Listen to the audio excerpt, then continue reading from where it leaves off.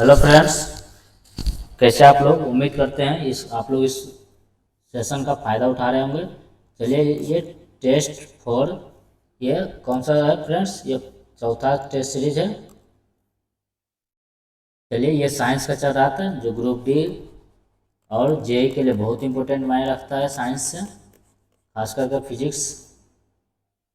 चलिए, अगर पिछले वीडियो नहीं देखे तो आप प्लेलिस्ट में जाकर देख सकते हैं। टेस्ट सीरीज करके प्लेलिस्ट बनाएगा, उसी में आपको साइंस का क्लास ये चौथा मिल जाएगा फ्रेंड्स।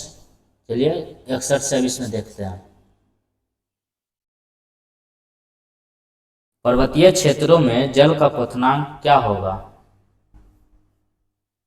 पर्वतीय क्षेत्रों में जल का क्वथनांक क्या होगा? जितना समुद्र तल पर होता है उससे कम होगा। कितना होगा? जितना समुद्र तल पर होता है उससे कम होगा।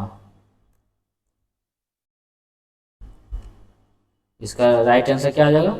समुद्र तल की तुलना में जल क्वथनांक में कमी की जाती है, इसलिए कम होगा। यही राइट आंसर हो जाएगा।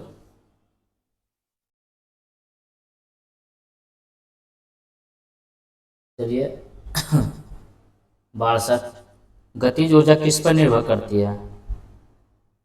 गतिज ऊर्जा फॉर्मूला क्या होता है? Half M V square kinetic energy.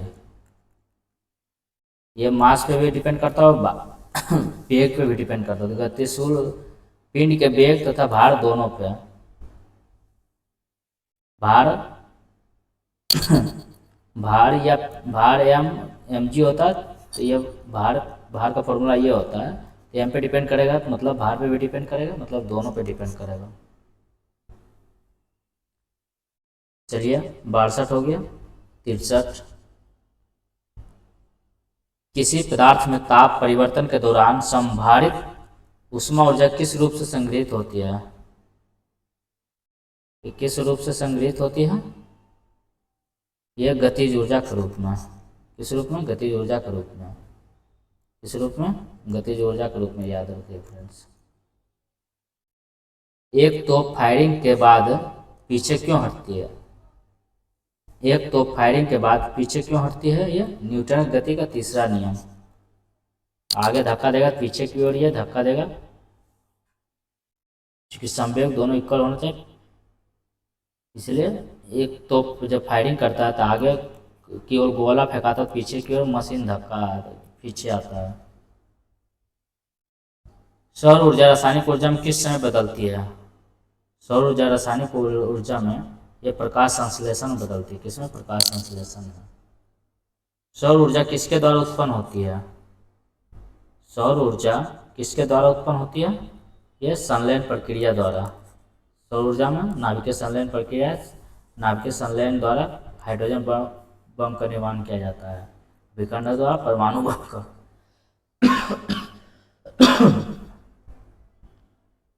67, किसी ऐसे ठंडे दिन में जब कक्ष का तापमान 15 डिग्री सेल्सियस होता है, पेन की धातु की कैप प्लास्टिक की तुलना में अधिक ठंडी क्यों हो जाती है? भले ही दोनों 15 डिग्री सेल्सियस के समान तापमान पर रखे गए हो। ये किसका? धातु ऊष्मा का कुछ सुचालक होता है, इसलिए वो कैप प्लास्टिक की तुलना में अधिक ठंडी क्यों हो जाती है? क्योंकि जब कक्ष का तापमान पर पेन की धातु जो धातु है, तो धातु ऊष्मा का सुचालक होता है, इसलिए ये ठंडा हो जाता है, अधिक ठंडा हो जाता है। क्योंकि इससे ऊष्मा सुचालक होता है, तो इसमें ऊष्मा बाहर निकलेगा तो ये ठंडा महसूस होगा। क्योंकि वातावरण का तापमान इसके तापमान से कम हो जाता है। गर्म लोहे के धातु कर्म में धीमे एवं समशीतन को क्या कहते हैं? ये कहा जाता है तापनुशीतन। क्या? तापनुशीतन। निम्नलिखित में से किस तरंग की आवृत्ति सबसे अधिक है? सबसे अधिक आवृत्ति गामा तरंग की होती है। किसकी होती है? गामा तरंग की सबसे आवृत्ति अधिक होती है।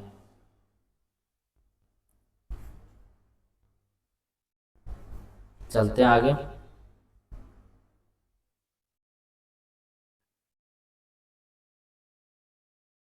और दीर्घ प्रकाश की आवृत्ति सबसे कम होती है, याद रखिएगा। दीर्घ प्रकाश की आवृत्ति सबसे कम होती है। ऊष्मा के प्रवाह की दिशा पर किस पर निर्भर करती है? ऊष्मा की प्रवाह की दिशा तापमान पर निर्भर करती है। किस पे? तापमान पर निर्भर करती है। ऊष्मा गति का प्रथम सिद्धांत निम्नलिखित में से किसके संरक्षण से संबंधित है? यह है ऊर्जा का संरक्षण संबंधित। किसके? ऊर्जा का संरक्षण संबंधित। निम्नलिखित में से कौन सा कपड़ा आसानी से आग पकड़ता है? आसानी से आग कौन सा कपड़ा पकड़ता है? सूती कपड़ा। यह है जो आसानी से आग पकड़ लेता है।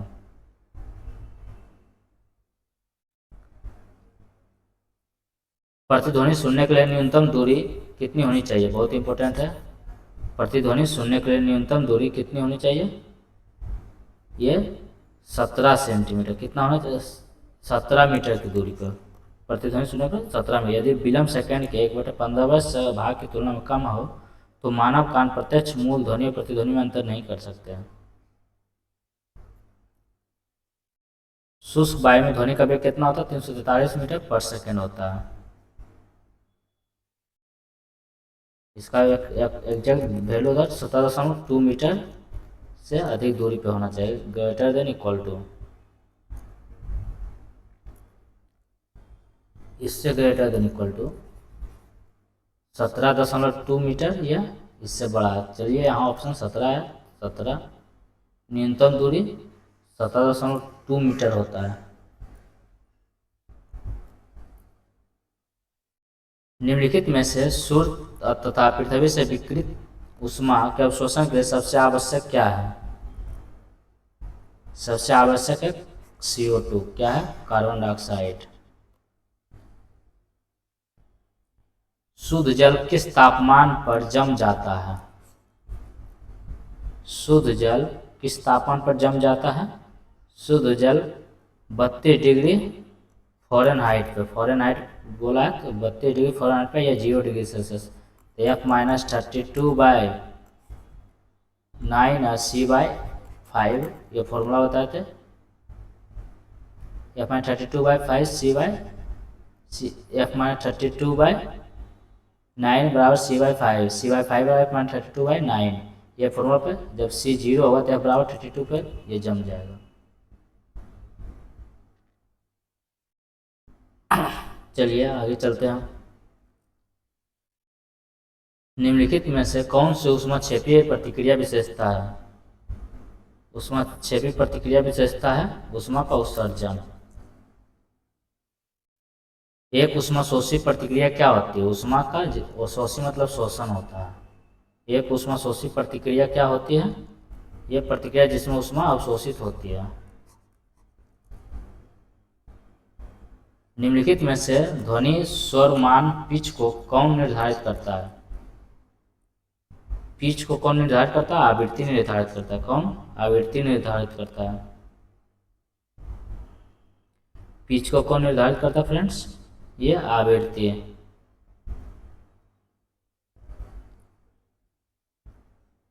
अति शीतलन सुपर कूलिंग किसी द्रव को शीतल करना होता है। कितना से नीचे शीतल करना होता है? अति कूलिंग किसको कहा जाता है? अति कूलिंग कहा जाता है हिमांक से नीचे कर देना। कितना? हिमांक से नीचे कर दें। अति शीतलन की खोज कब की गई थी? 1724 में किया गया था। यह 1724 में किया गया था इसकी खोज। यदि किसी वस्तु पर लगाए गए बल की दिशा वस्तु की गति की विपरीत दिशा में होती है तो वस्तु की गति कैसी होगी? किसी वस्तु पर लगाए गए बल की दिशा वस्तु की गति की विपरीत दिशा में होती है। अगर बल इस तरफ लगा रहे, यदि किसी वस्तु पर लगाए गए बल की दिशा वस्तु की गति की विपरीत दिशा में, अगर वस्तु इस तरफ जा रही है तो अगर बल हम इस तरफ लगा रहे हैं तो ये कैसा होगा? वस्तु रुकना शुरू करेगा। चूँकि जब उल्टा लगाएंगे तो क्या होगा? या तो वस्तु की गति कम होती है, रुकेगी। अगर इक्वल लगा देंगे तो रुक जाएगा, लेकिन ऐसे कम होती चली जाएगी। और आज ज़्यादा लगा देंगे फिर इधर वस्तु जाना शुरू कर देगा इस तरफ की ओर।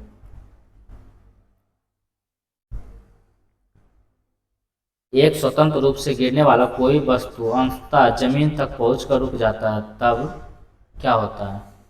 जब रुक जाता है जमीन पर तो इसकी स्थिति ऊर्जा घट जाती है और इसकी गतिज ऊर्जा बढ़ जाती है। कोई स्वतंत्र रूप से गिरने वाला कोई वस्तु अंततः जमीन तक पहुंचकर रुक जाता है, क्या हो जाता है, रुक जाता है, तो इसकी स्थिति ऊर्जा घट जाती है, गतिज ऊर्जा बढ़ जाती है।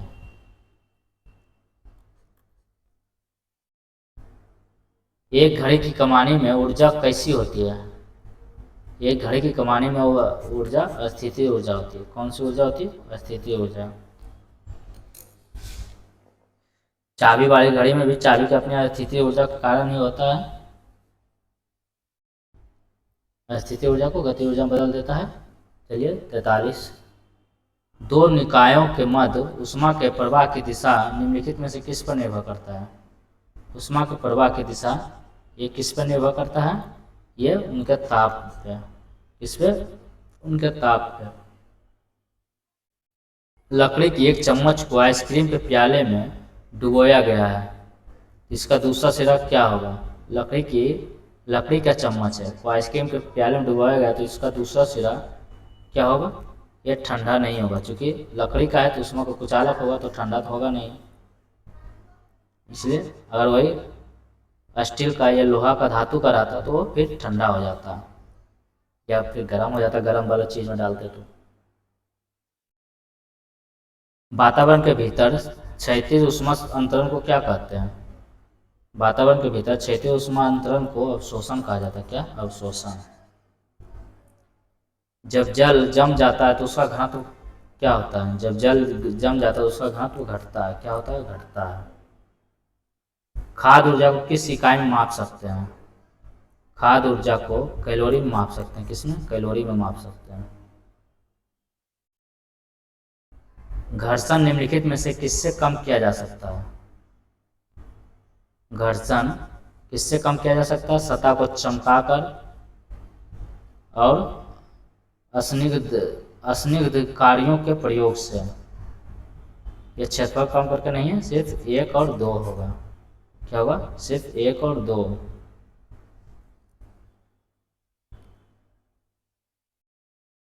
पारा थर्मामीटर के कार्य करने का सिद्धांत क्या है? पारा थर्मामीटर के कार्य करने का सिद्धांत है गर्म करने पर पदार्थ का विस्तार होता है। प्रकाश वोल्टीय सेल के प्रयोग से सौर ऊर्जा के रूपांतरण के दौरान निम्नलिखित में से किसका उत्पादन होता है?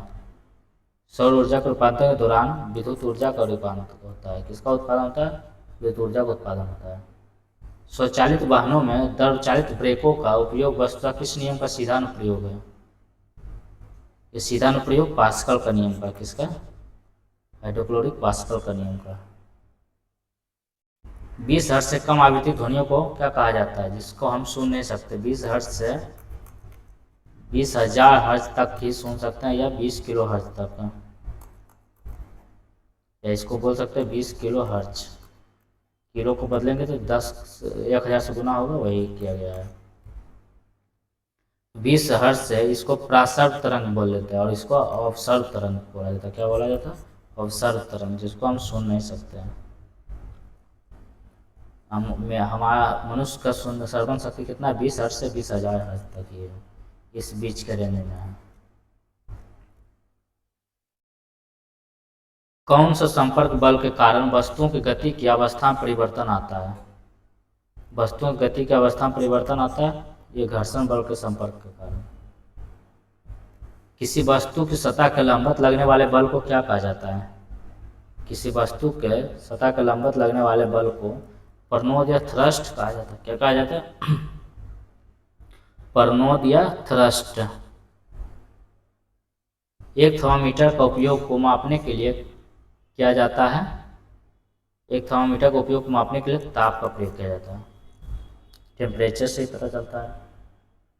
30,000 हर्ट्ज से अधिक आवृत्ति की ध्वनि तरंग को क्या कहते हैं? जिसको हम लोग सुन नहीं सकते हैं, इसको कहा जाता है अल्ट्रासाउंड तरंग। क्या? अल्ट्रासाउंड।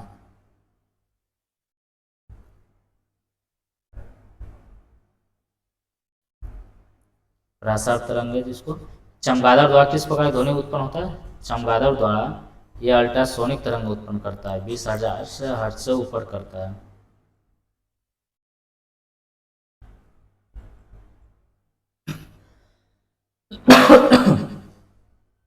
आइए 5 किलोग्राम द्रव्यमान वाली किसी वस्तु पर 4 सेकंड तक बल लगाने से वस्तु का वेग 12 मीटर पर सेकंड से 20 मीटर पर सेकंड हो जाता है। इस बल की गणना करना है। तो ये बल की गणना करने के लिए क्या करेंगे, एफ बराबर क्या फॉर्मूला होता है, एम ए होता है। एम दिया गया है 5 किलोग्राम, लेकिन एक का वैल्यू नहीं दिया है, तो ए बराबर क्या होता है, ए बराबर V minus U by T होता है।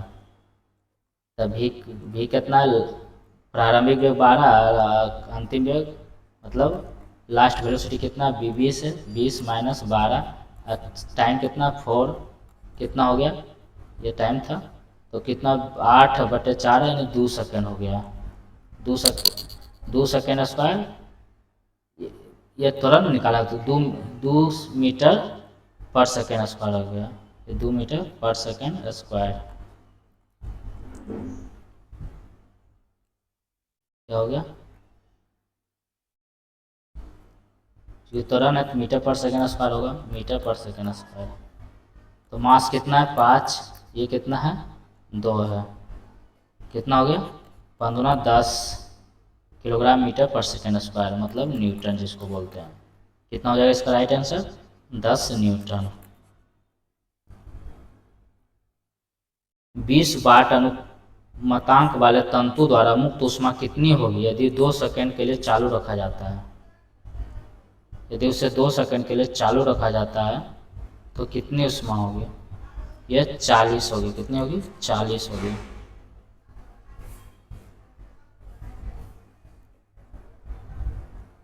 पच्चीस किलोग्राम द्रव्यमान वाली किसी वस्तु को 5 मीटर तक उठाया जाता है, इसकी स्थिति ऊर्जा कितनी होगी।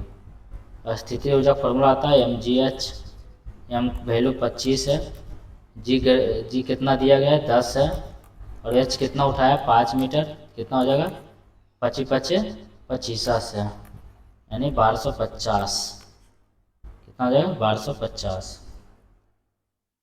6 किलोग्राम द्रव्यमान की किसी वस्तु पर बल लगाने से यह 3 सेकंड में 6 मीटर पर सेकंड से 18 मीटर पर सेकंड तक त्वरित होती है।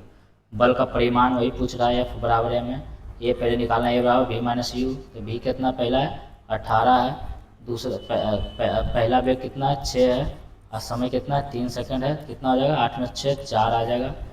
तो एफ बराबर एम है, एम कितना है 6 किलोग्राम, और ये कितना है 4 है, यानी 6 चौक 24,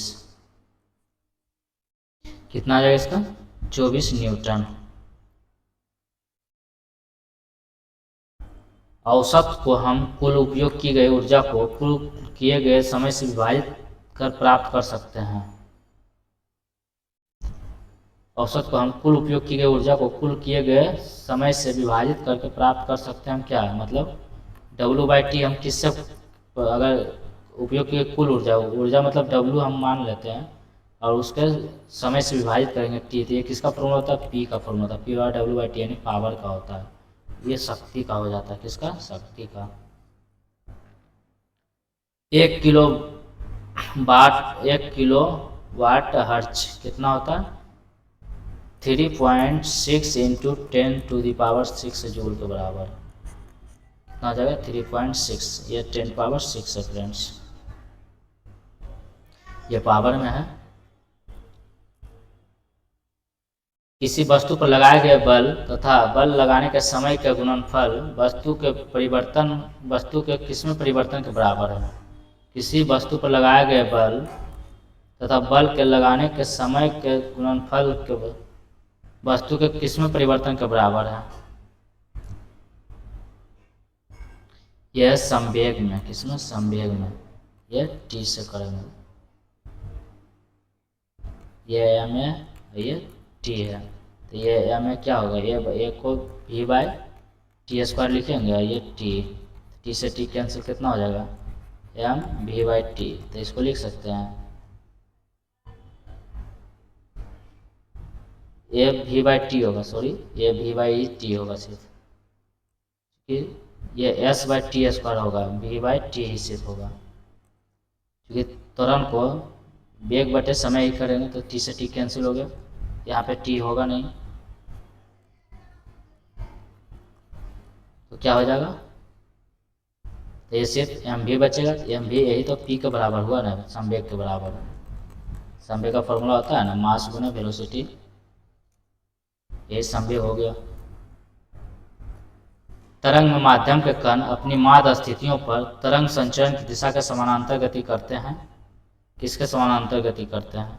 ये अनुदैर्घ्य तरंग के। ध्वनि के संचरण को किसी माध्यम में परिवर्तन के संचरण की तरह देखा जा सकता है। ध्वनि के संचरण किस माध्यम में, किसी माध्यम में परिवर्तन के संचरण की तरह देखा जा सकता है। ये दाब, इसमें दाब। ध्वनि तरंगे जिस माध्यम में गमन करती है उस माध्यम के कणों का अधिक घनत्व अधिक उत्पन्न करता है, तो इसका विपरीत कर्म में भी देखने को मिलता है। ये दाब। पी शक्ति, पी को शक्ति को पी से दर्शाया, प्रवाह को आई से और प्रतिरोध को आर से। तो भी बराबर आई आर फॉर्मूला होता है। शक्ति पी बराबर भी बट्टे पी बराबर फॉर्मूला होता है आई स्क्वायर बाय आर होता है। पी बराबर आई स्क्वायर बाय आर होता है, यही फॉर्मूला होता है इसका। याद रखिएगा, इसका इस टर्म में फॉर्मूला रखिएगा आई स्क्वायर आर होता है। पी बराबर वी आई, ये फॉर्मूला होता है। तो हम लोग इसको भी को कन्वर्ट कर देंगे, भी को आई आर गुने आई, तो क्या हो जाएगा आई स्क्वायर आर। पी बराबर भाई भी, इसका बहुत एक फॉर्मूला आप बोल सकते, पी बराबर वी आई, पी बराबर आई स्क्वायर आर, किसी भी टर्म में कर सकते हैं। ये फॉर्मूला जरूर याद रखिएगा फ्रेंड्स, फिजिक्स में फॉर्मूला पर ही आपको चुटकियों में सवाल हल हो जाएगा। किसने ऊष्मागतिकी के प्रथम दो नियमों को संहिताबद्ध किया और यह निष्कर्ष निकाला कि ताप का निरपेक्ष शून्य -273.15 डिग्री सेल्सियस है। इसके लिए उन्हें केल्विन तापमान स्केल के नामकरण के साथ सम्मानित किया गया है। ये विलियम थॉमसन को, किसको? विलियम थॉमसन को केल्विन के रूप में भी जाना जाता है, इनको केल्विन का नाम से सम्मानित किया गया। पृथ्वी की ऊष्मा से प्राप्त ऊर्जा को क्या कहा जाता है? पृथ्वी की ऊष्मा से प्राप्त ऊर्जा को भूतापीय ऊर्जा कहा जाता है। क्या? भूतापीय ऊर्जा।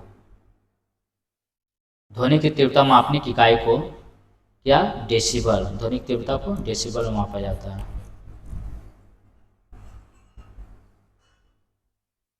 112 किसके अनुसार दाब प्रति इकाई क्षेत्रफल पर लगने वाले बल जिस पर वह कार्य करता है बराबर होता है?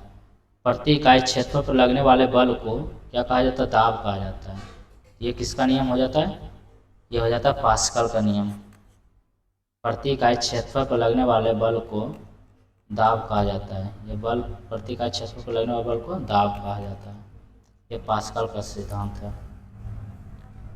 पवन चक्की टरबाइन किस ऊर्जा को यांत्रिक शक्ति में परिवर्तित करता है? पवन चक्की, जो पवन चक्की होता है, ये किस ऊर्जा को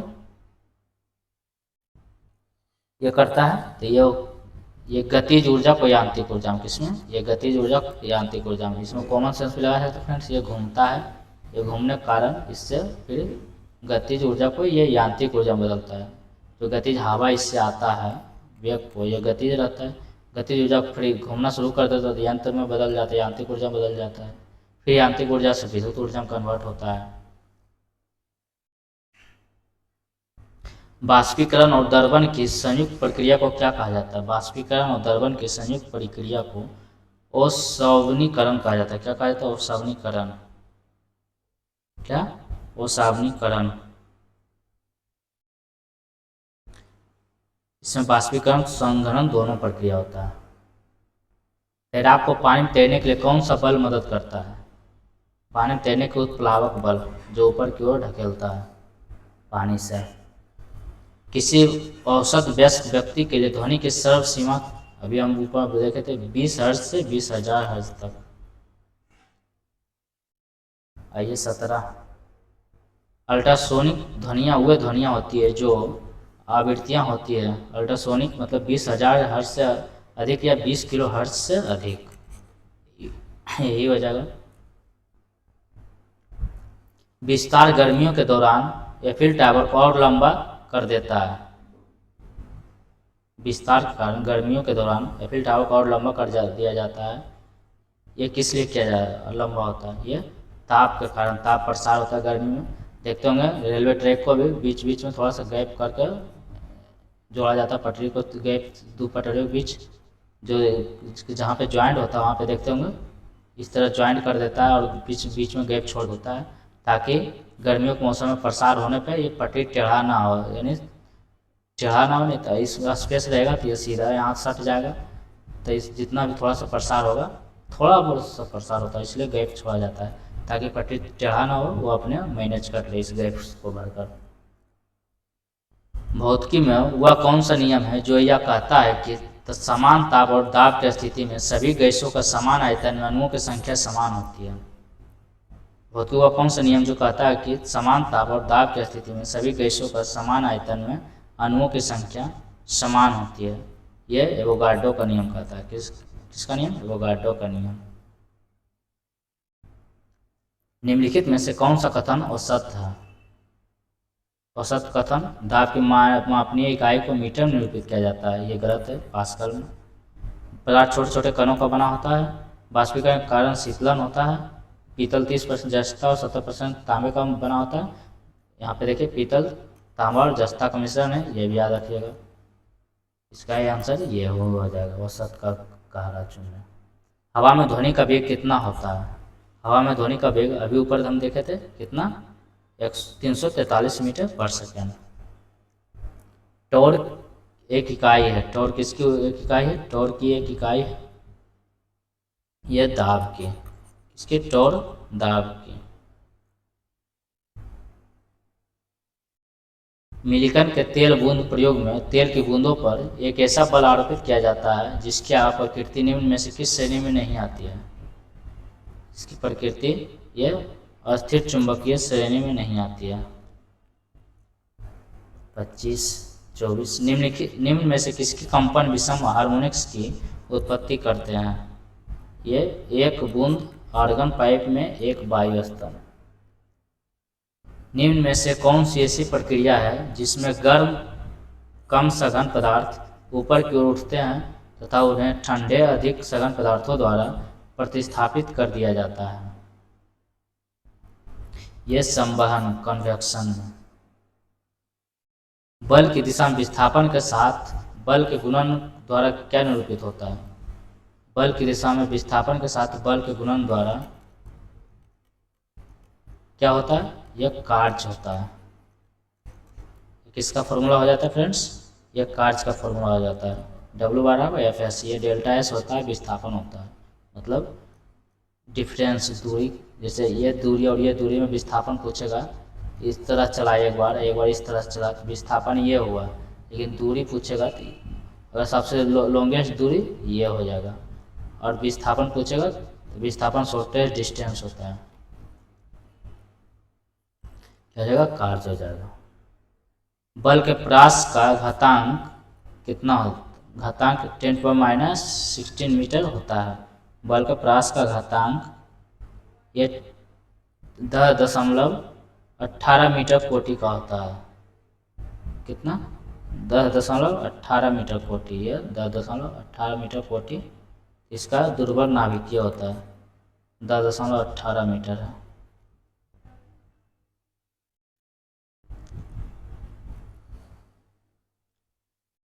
चलिए फ्रेंड्स, ये 127 क्वेश्चन फिजिक्स का।